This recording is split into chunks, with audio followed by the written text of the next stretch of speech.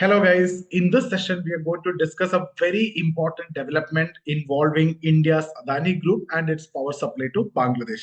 So, if you remember, we have discussed about this, I think, couple of times, and we have discussed all the details regarding this crisis. And if you see recently, the issues that the Adani Group faced challenges as Bangladesh struggled to meet its payment obligations for the electricity supply to Bangladesh by Adani.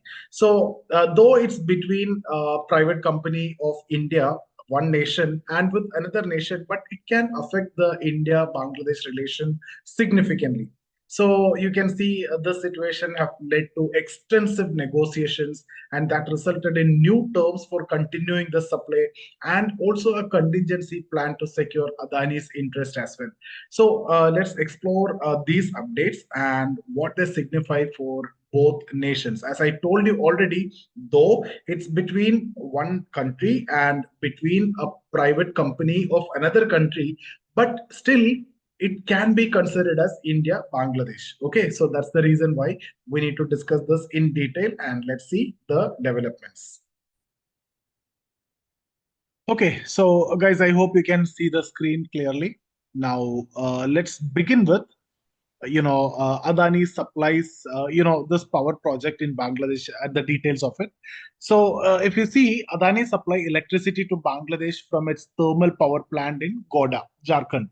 So this power supply agreement was initiated under the leadership of Bangladesh former Prime Minister Sheikh Hasina and aimed to address the country's growing energy demands.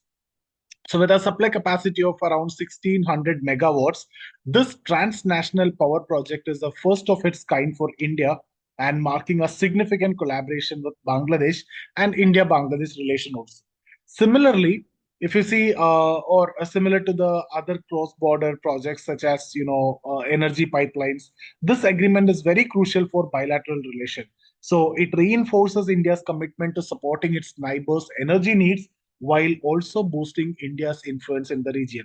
So remember, though it's between a private company of India or a country with another country, it's considered as like India-Bangladesh relation. So that's why this is becoming very significant.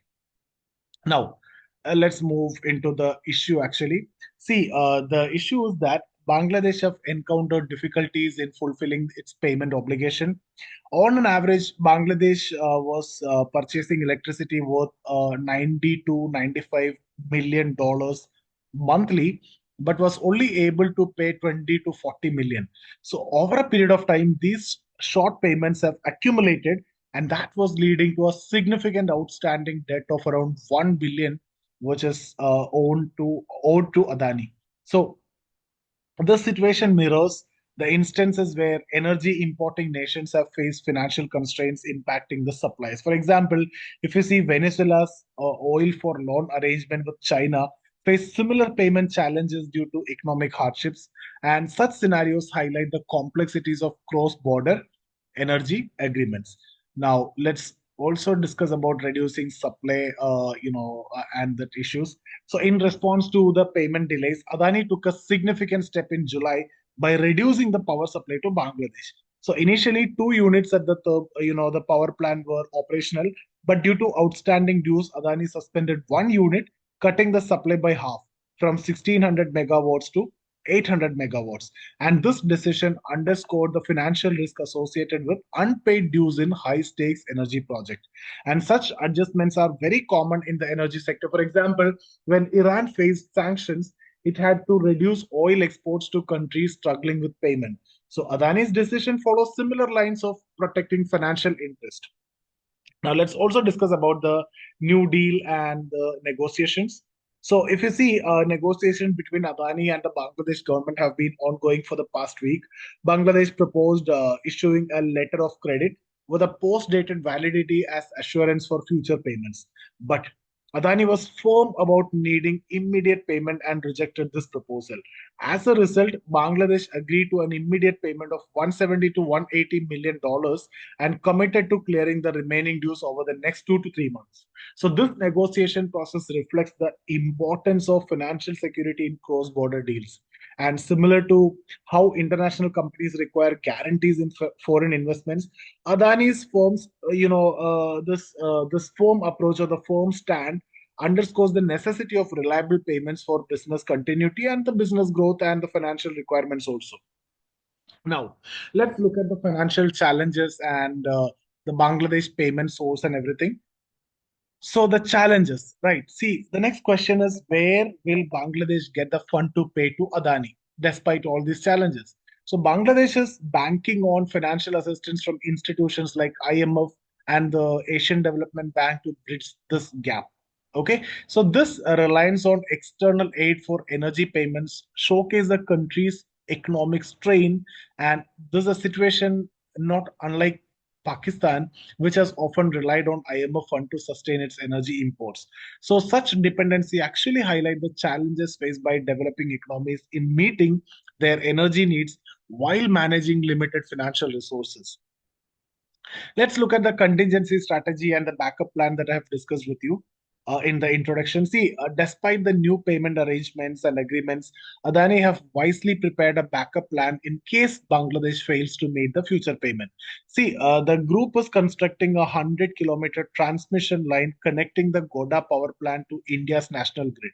So, this line would enable Adani to redirect surplus electricity to India if Bangladesh defaults, and that ensures that power production continues without any losses. So this approach is similar to energy companies diversifying their supply routes to minimize the risk. For instance, Russia's Nord Stream pipelines to Europe were designed to supply alternative markets if it is required. So Adani's plan reflect a strategic response to safeguard against the potential default of Bangladesh again. Now, let's also look at the yeah the government rules. Okay, see, previously regulations restricted electricity produced for export from being sold domestically. Okay, so electricity is actually produced for export, but it cannot be sold domestically. But in light of these payment challenges, the Indian government amended this rule, or you can say government amended the rule for Adani. This allows surplus electricity from the plant to be sold within India if Bangladesh fails to pay. So this rule the new rule or the changed rule happened shortly after Bangladesh new government took office, and that shows the Indian government's proactive approach. And this amendment is similar to the changes made in other sectors where governments adjusted export-oriented projects to serve domestic needs during the crisis. So it's a strategic shift that benefit both the Adani Group as well as India. Now, let's look at Adani's financial stability in this context or the implications. See, Adani's move to secure a backup plan is essential for its financial stability. That, for that matter, everybody will do that, right? So, default on payment, especially on such a large scale, can negatively affect a company's credit worthiness and stock prices. So, by preparing to redirect electricity domestically, Adani mitigates potential financial impacts that ensures that the stakeholders and stakeholders are actually reassured of the company's sound management. So this proactive stance reflect the approach of other multinational corporations that establish contingency plan to protect their operations and reputation. What could be the future? Let's look at the future outlook. Will Bangladesh meet its commitment? See, Bangladesh have agreed to the current terms, yes, but there remains uncertainty about its ability to make timely payments in the future. So the country expects funds from IMF and ADB, but delays in disbursements could lead to a more payment issues and again more default. So Adani's backup plan addresses this uncertainty, and that allows the group to continue operations without any disruptions. So this scenario is a reminder of the importance of economic resilience and the risk that the companies face in international markets. Now, let me conclude this.